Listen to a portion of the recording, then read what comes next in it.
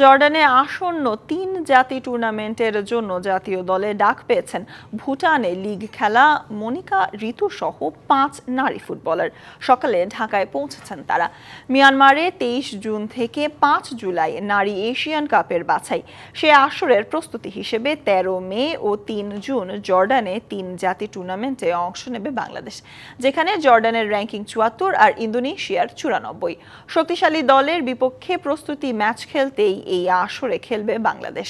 কোচের পরামর্শ অনুযায়ী ২৭ মে জর্ডান যাবে দল, তাই দলের শক্তি বাড়াতে ভুটানে লিগ খেলার ঋতুপর্ণা, মনিকা চাকমা, মারিয়া মান্ডা, রূপনা চাকমা এবং শামসুন নাহার সিনিয়রকে ডেকেছেন কোচ পিটার বাটলার।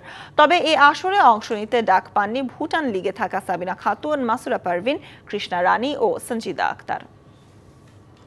নগদ পেমেন্টে ৫০০ টাকা পর্যন্ত ক্যাশব্যাক আর লেনদেনে প্রতিদিন ডিপ ফ্রিজ এবং ঘন্টায় ঘন্টায় এসি টিভি সহ দারুণ সব গিফট।